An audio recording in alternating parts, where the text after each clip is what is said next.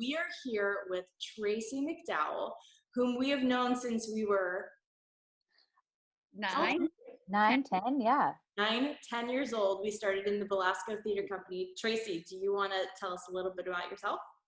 Hi, I'm Tracy McDowell. I joined Belasco in 6th grade, which was like the best thing that ever happened to me because I was not really into school that much. But now looking back, I think I just really needed a platform to like express myself, Yeah. which is why Belasco, my mom found, and I joined it, and it like literally changed my entire life. And then I moved to New York City when I was 17, and then I've been here for 20 years. Yeah. And I'm a working professional. I do this as my job.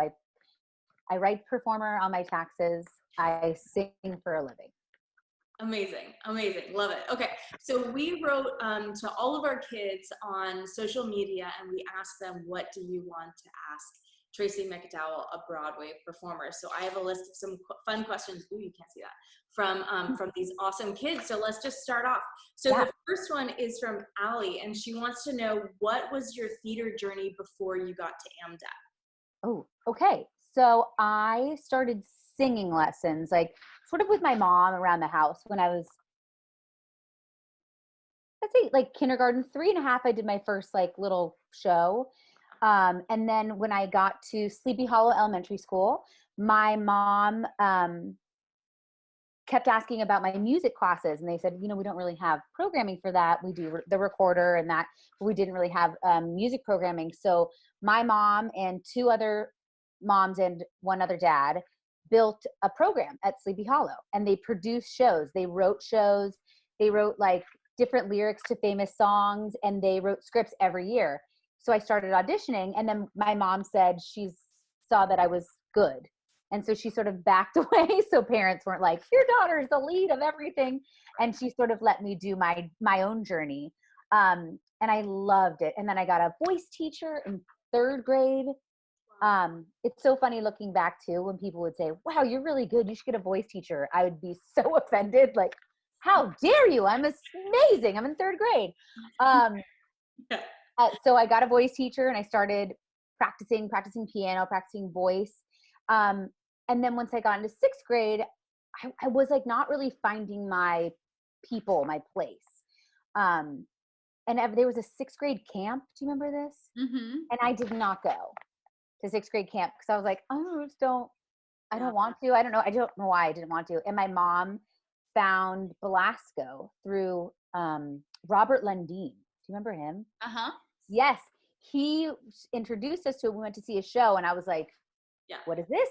Right. And so I auditioned, and I started, and I literally went, like, Belasco was life. Like, that was it. And I did shows every single year till junior year. And then I did also all the shows at Miramonte, every chorus thing at intermediate school. And then in Miramonte, I didn't do Belasco like my senior year. I did Woodminster with Jerusha, which was, now I work with those performers, and I'm like, I was a little kid, and these people were like stars, Yeah. And it was crazy. Woodminster was like an equity theater in, where is it? No, it's in Oakland, and it's still going. Yeah. It's amazing. Yeah. So some of those professional adults that I worked with in high school, I have worked with since in New York, which is insane. And after that, I auditioned for a bunch of schools. And my grades were like, okay, my SAT scores were good, but I really just had my heart set on New York. And New York only had, NYU was like everything. And you really had to have like a 4.0 and have the best grades in the world. It was really hard to get in. So I got into like the theater program, but I'd have to take like a crazy summer, a bunch of other math classes and stuff that I was like, I don't know. And I got into school in Florida, which is actually where Rob Peterson from Belasco went. Yeah. I just ran into him actually. And I was like, do I want to go to Florida? I don't want to go to Florida. I want to go to New York. Yeah. So I was like, I got into AMDA, I got a scholarship, and I was like, let's just do this. I'm just going to go to New York. And I went, and my dad dropped me off, and it was just like 100 people that I needed to be with. like right away. And all we did was eat, sleep, and breathe theater, and it was awesome. Yeah. That is amazing. Cool. I love it. I love it. Okay. So, well, I'll get to that, but I'm actually going to jump down to Scout, who's asking, we have a couple kids who are actually going to go to AMDA. We have a couple of our graduates going to AMDA. So they're asking, Scout specifically is asking, how did AMDA shape your career? You know, it was really cutthroat when I went. It was smaller than it is now. I think we had like 50 kids quit within the first month. Wow. And they said that when they got there, they're like, this is not going to be your crew. Just watch. And like by the end, I think it was me, Casey Levy, Broadway's Elsa. Yep. We were in class together, a bunch of other of my friends. It was just like you saw people who really wanted to do it. Yeah. And the class just getting smaller and smaller and smaller. Also, something that I think is phenomenal and what I learned is like, yeah, natural talent, like, but everybody can sing. I sat in on an audition the other day. Everybody was good. I mean, not everybody was right, but like, everyone's good. What do you have? Like, what are you bringing to the table? And I think that's what I really learned. Like, what's your thing? Right. Because so many people can sing, so many people can dance, so many people can act, but like, what makes you special? And I think I learned that about myself. I learned I needed to work hard and not rely on natural stuff. Yeah. And to really put in the work. And I think that's a lesson I still learn. I took a voice lesson this afternoon. Yeah. Like I take acting class every week. Yeah. It's just, there's always muscles to use. And sometimes you don't need a voice lesson every day if you're singing all the time, but it's always good to brush up. And I learned that watching the people who were like maybe the weak links in the beginning now be like huge working actors on Broadway. And I'm like, see, you never know. It is not the star from high school or the star, like if you put in the work, like you can do anything. Yeah. And how was it like, as you're watching all of these people kind of fall away from this big group that it started out, how did you keep your self-confidence, or what was that journey? Because I'm assuming that would have been totally. And I think because AMDA was a 2-year school, a 4-year program, they sort of break you down and then build you up. And it's probably better to do over 4 years. I went to 2 years at AMDA, then 2 years at the new school. So I had 2 years where I wasn't really doing theater. I was just sort of focusing on singing. And I think that's like this same journey you would have as a college student. Right. But a 4-year school just like was not in my cards. It wouldn't have, But I think that you lose a lot of confidence when you first get there, because you have to sort of strip away everything you thought you knew. Yeah. And then bring that back together. Right. And I think self-confidence still, I was talking to my husband about this, like every year it gets better and easier, but then there's like a new thing that comes up. Yeah. But right now I don't care anymore. I'm like, I'm good. This is what I do. So if you like it, you like it. And if you don't, that's that. Right. Exactly. And then you do more stuff. You take more challenges. I mean, like, lean into that. Yeah. How often would you say that you were going out on auditions? Like once you were out of school, or even if you were still in school? Yeah. I didn't audition during school because they asked us not to. Gotcha. But I would recommend like doing summer stock. Yeah. Over the summers, because that would have been fun. I just went home like, and I did summer program stuff in the Bay Area. Yeah. But just, you want to keep those muscles like going. But after school, I went to auditions every day. I mean, we went every day and got lots of callbacks and did lots of stuff. And then I was going to the new school, and I didn't get Maureen on the tour. Casey Levy actually got it. And I quit auditioning for a year. I did like little things, but it like, that was where it like broke my heart. I was like, I was sure I got it. And I found out like out with friends, and I was just like, because you had an audition for so long, it really like was an awakening of like, I have to really put in this work if I'm going to book something. And I can't have hurt feelings about it every day, because you get told no every day. So yeah. So I think I started auditioning a lot, and then I didn't audition for a year, and then I waited in line with 3,000 people and booked the rent tour is Maureen finally. So, Woo! 4 a.m. That was a really long day, but yeah. Yeah. That's insane. Yeah, it was crazy. Wow. Yeah, I love it. insane. Okay, let's see. So Bevan is asking, how old were you when you were first on Broadway? I was 24. Ding, ding, correct. I mean, yeah, no, wait, no, 25. I was just about to turn 25. Yeah. 25. Wow. Oh my God. And it was such a relief because when you tell people you want to be on Broadway, I'm like, why did I ever say that out loud? That's like being in the NFL. Right. I should have kept it a secret. No, but it's like, it was like a relief. And to be honest, I have friends who work like on tours and regionally nonstop. It's the same thing. Yeah. Broadway is just a name. Yeah. It's the same work doing it anywhere, but you know, it's a check mark. Right. Exactly. So brother and sister team, Noah and Sophie, want to ask, how do you prepare for an audition and does it get easier? Yes, it does get easier. What I learned is you have to prepare, learn your stuff, memorize, get as off book as you can, know your character. Yeah. I always say like, pick your power song, like the song I listen to on the way to my audition. I have like a couple different ones. If I'm getting ready for Dear Evan Hansen, I'm going to pick a different song than when I was getting ready for Motown, obviously. Right. You pick that song that like gets you in the mindset, and then I let it go. Like you can also rehearse something to death and overthink it. When you know it, trust trust you are enough, and just leave it, let it go. Right. And just do your thing. Because the most important thing is to have fun in the room. If you're like completely petrified every day, like that's crazy. It's such I remember I was thinking yesterday when I was thinking about these questions, like when I would lay in bed and like not be able to sleep the night before an audition.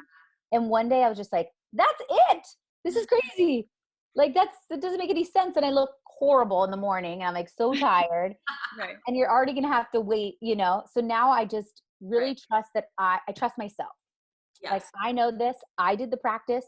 I'm going to go in there. Whatever is going to happen is going to happen. Yeah. And then I let it go. Yeah. That's awesome. And drink water. Go to bed and drink water. Yeah. Everyone always asks for like singing tricks. I'm like, drink water. I mean, that's like really, there's all these crazy contraptions. I mean, a ginger tea and stuff if you're sick, if there's an emergency, but take good care of yourself.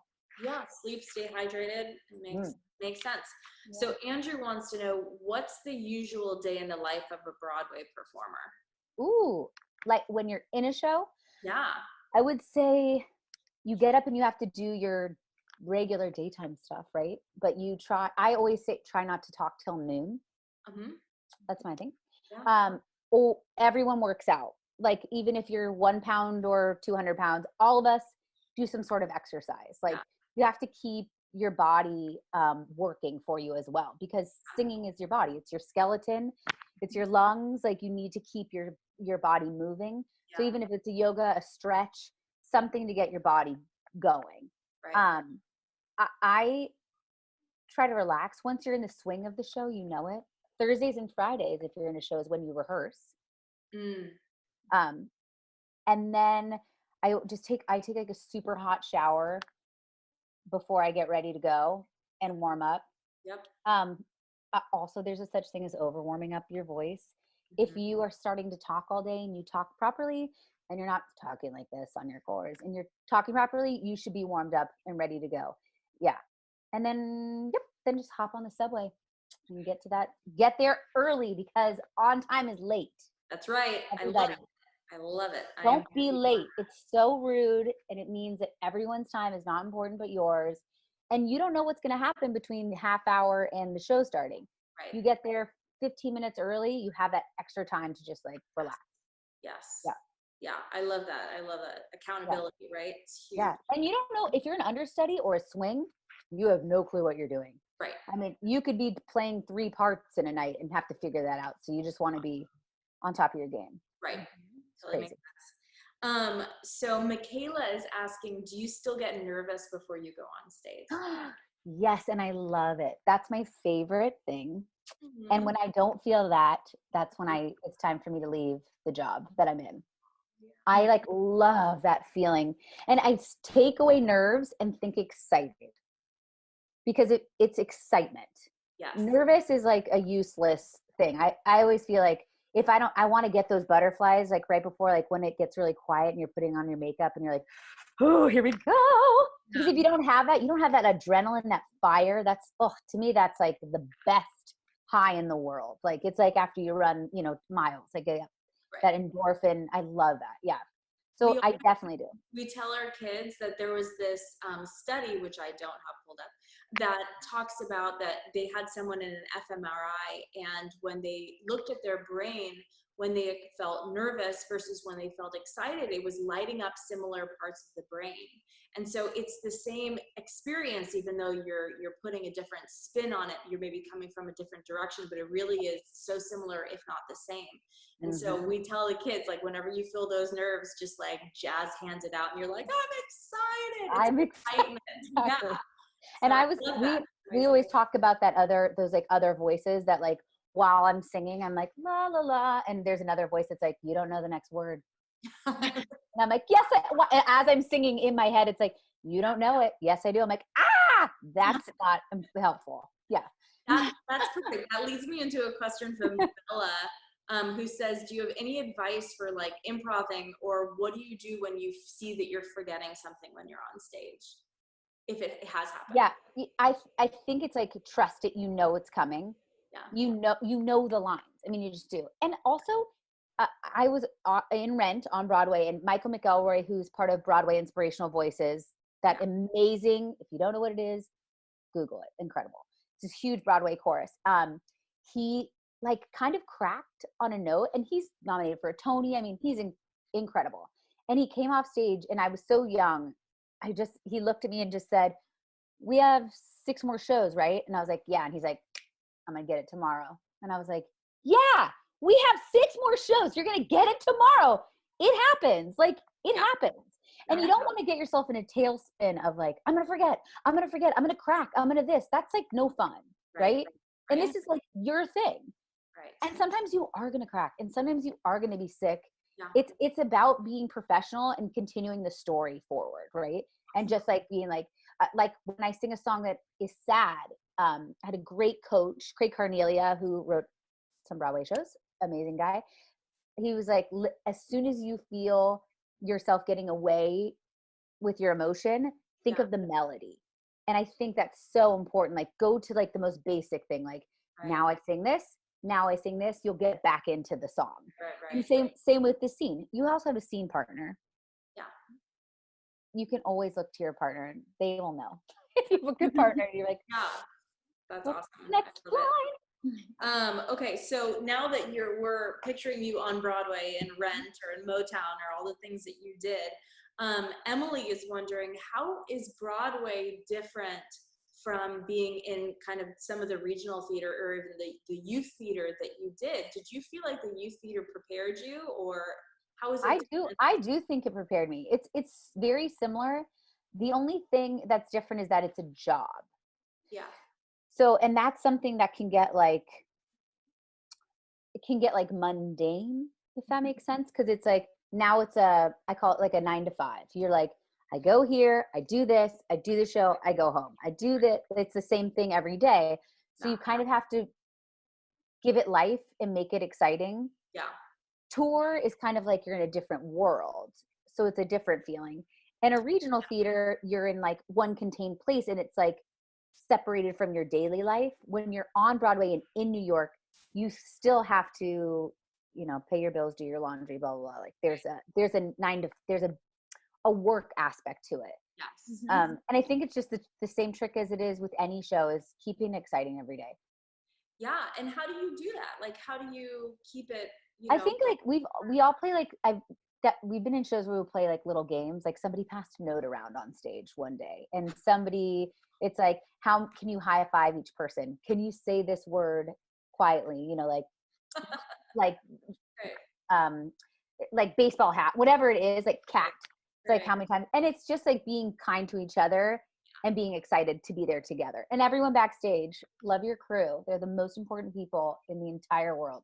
Without them, there are no lights, There's nothing.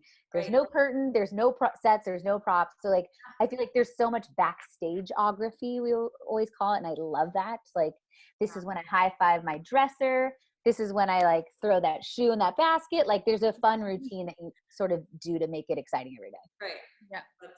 That's awesome. I love it. When do you, so Andrew is asking, do you get notes on your scenes from the directors? Oh yes.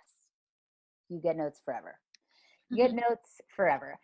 There's an associate director that normally is there more often than the director, because most of the time the directors set the show and then they move on, but they always come back. And you're always getting notes. And I think something that is hard to learn when you're young, but you'll learn as you get older, is like, notes are what keeps it exciting, right? Yeah. To me, it's like, even if I don't love the note, I don't see the show. I don't know what I look like. Right. That's his job. My job is to take the note, whether I like it or not, and make it like an activity. You don't want to do the same exact thing every day. You have got to keep it exciting. I mean, you want consistency in the show, but I think taking notes, being respectful of them, and I always think of it as like a video game. That's sort of my thing. It's like, if it's a new thing, I'm like, all right, well, for me to complete this level today, I have to hit this note, and this note. Right. And otherwise, I mean, you want to brush it up. You want the show to always look nice. People pay a lot of money for that. So yes, I get notes, and it's take them and be grateful. Yeah, exactly. And like you said, it's a job also. Yeah. Right? So so Dan is asking, what is the craziest thing that happened to you on stage? Oh, so many things. I have so many things. Speaking of like forgetting lines, we had done like on the Rent tour, the second leg of my first round of it. I was in Rent for 80 years. But we were in Canada and we had done one-nighters, which means like you do the show, you get up, you go home, you go to the hotel, go to sleep for like 5 hours, get on the bus, drive to the next city, do the show, and you do it. It's insane. Wow. It's good training, but woo, gosh, it really kicks your bootay. Yeah. So like we got to our final one and we were about to have a layoff. And I was looking at my friends and I was in this scene, I thought, and I just started speaking like nonsense. I was like, who said you see and being exactly? And everybody just like turned their head down. And I was like, I hate all of you. None of you are my friends. I'm like, what am I saying? I don't even know what I'm saying anymore. But it's like saying every single day, it's like when you say your name over and over and over again, you're like, what is my name? What is a name? Yeah, like that was really embarrassing. I also in Rent, these are like two like ones that stick out. Yeah. Somebody pulled the guitar cord, but I didn't see, and I'm wearing platform boots, like huge. I tripped and I just fell on my face in like the funeral scene. So I was like, she was huddled in the park, and I was just crawled around the table until I could get the table and stand up. I was like, oh my God, I just fell on my face. But I've seen people like jump to do a move, and like I Rent off Broadway. I karate chopped. Oh, sorry. Yeah. I karate chopped a light and broke it in half. Like in a dance, I did a big turn and it was like whack, and I was like, there's glass all over the stage. There's glass all over the stage. Gosh. Yeah. There's so many. I mean, lights go out. Yeah. A light exploded on stage, so there was like a fireball going across. Oh my gosh. Yeah. So you're like, do I stay in the scene or do I run away? Right. Oh my stay God. in the scene. Yeah. Okay, let me take a look. Okay, so let's see. Someone's asking, okay, Georgie is asking, for you, what is the best thing about being on Broadway? And I would extend that to say, what's the best thing about being a performer? Yeah. I would just say getting to do what you love every day. I mean, and for me, it's like the audience, 100%. Like we love for the audience to be changed by something you do. I mean, when I go see a Broadway show, Dear Evan Hansen I saw, and I was like weak. Like I just was crying so hard. And I'm like, and these are my friends. Like I know these people, and you just have to be like, we don't even know what we're doing to the audience, you know, and that's so, so special. I also, like, as a performer, love creating my own stuff. I do a lot of concerts all over the world. And that's been so, so exciting. Just getting to the point in my career where I could say, hey, theater company in so-and-so, my friend and I are producing this show, and we get to go there and do amazing rock singing in a mountain town in Montana. Like, it's so fun to be able to do your own stuff. Yeah. And I think that's a freedom outside of just Broadway, being able to do shows all over and explore all different parts of your talents. And if you want to do TV and film, like I've been doing a lot more of just singing in a straight up concert, or doing a regional production, or doing a straight play. Like, there's so much to do. You have to keep yourself excited. I had a teacher once say, like, when you don't get those butterflies anymore, it's time to, like, hang up the boots, you know? Oh, yeah. It makes sense. But keeping it fresh like that and looking at different parts of the industry, and it's also different parts of yourself that are going to be coming out in these different environments. And teaching, like, I teach so many voice lessons, FaceTime, Skype, with kids that I've worked with all over. And I love teaching workshops too. Like, that's another passion, because you get to be like, oh my God, I remember being you. And, like, this is so fun. Like, I wish I had these people coming to teach me when I was a little kid too. Right. Exactly. Yeah.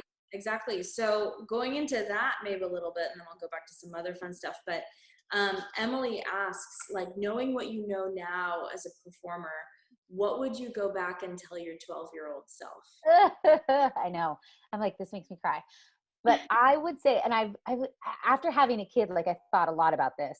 I would say just be kind to yourself, and know that, like, people are going to say, like, you know, whatever, you sing too loud, you sing wrong, you do this. And it's like, just don't listen to any of that nonsense. Yeah. Just do what you love and just follow the dream. Just do it. Yeah. And know that, like, you're going to get there. You're going to get somewhere. If it's not Broadway, it's going to help you be an amazing speaker.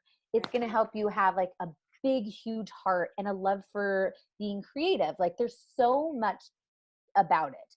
It's not about being the lead or being in the ensemble, whatever it is. It's just doing what you love and just being super kind to yourself. Yeah. And don't listen to all the nonsense. No one knows what they're talking about. Or where you're going. Yeah, you don't know. You don't know. Exactly. 100%. So you even said earlier, when we talked earlier, that, you know, theater kind of saved your life, you know, and I think a lot of us feel that way. Could you elaborate on that a little bit more too? Totally. I think, like, you know, like, everyone has, like, parents who got divorced, or self-image, body issues. Like, I had all of that business. Yeah. And I think theater was a place where I always felt like we were like the X-Men, that we could, like, go there and be like a whole new, oh God, I know, I think every time I talk to kids, I'm like, and I'm crying again. But it was like such a safe space. And even though it was hard, and, you know, you had to battle out for leads and that, or whatever part you wanted, and there was all the other silly nonsense. Yeah. It was still a place where I just felt like these were my people. And you just got to do you. We could all be nerds, and, like, we didn't have to wear the coolest outfit or we could just, like, do our thing. Right. And I think it gave me a place to really express myself, and just, like, I was like a safe space. Yeah. I mean, even my senior year in high school, I still took, like, 8 periods of school, and, like, 3 of those were chorus and 2 were, like, drama. Like, I just wanted to do it forever, because it was the safest place for me to be. Yeah. I love it. Yeah. All right, I'm going to end with a couple of lighter questions. Okay. So I want to know, and let's see who's asking this. Adeline is asking, so out of all the roles that you've played, and I'd say, like, from childhood on till today, which one has been your favorite and why? Okay, this is so random, but I loved Rosemary and How to Succeed. Yeah, okay. The show is a hit. Bring it back again. We're gonna do it. We'll do it. Oh, I love that show, and there's so many fun parts. Yeah, I loved Rosemary. I loved Maureen, obviously. That was like written for me. It was like me to the T. It was so, so, so much fun. And I would say Hair, Sheila and Hair. That was like a real dream role. Wow. Yeah. And lastly, and I bet it's changing, or maybe it isn't changing, it's always been the same, but do you have a favorite musical? Liza wants to know. Okay, guys, Little Abner. So random. Really? Everyone's like, really? I'm like, I love it. It's so good. Now, Little Abner is like my favorite. Like, I wish I could do that show right now. Like, barefoot, silly, like crazy dancing. Like, one costume. Amazing. Yeah, so cute. Yeah. But Dear Evan Hansen, that show really, I like could listen to that soundtrack forever. Yeah. I loved Dear Evan Hansen. I love something that just like seems so important. Then I also love A Six, the musical, because that was everything. Yes. But yeah, Dear Evan Hansen is probably, it's one of my favorite theater experiences. Yeah. Yeah. I wish one day, not old enough yet, but wow. I would love. Yeah. So well, and I don't want to put you on the spot, but here I go putting you on the spot. Yeah. If you want to like sing us a tiny little ditty of anything, it could be Rosemary or Maureen. Let's see. I should do it. I'll do Take Me Away. Every single day I walk down the street, I hear people say, baby, so sweet. Ever since puberty, everybody stares at me, boys and girls, and I can't help it, baby. So be kind, don't lose your mind. Just remember that I'm your baby. Take me for what I am, who I was meant to be.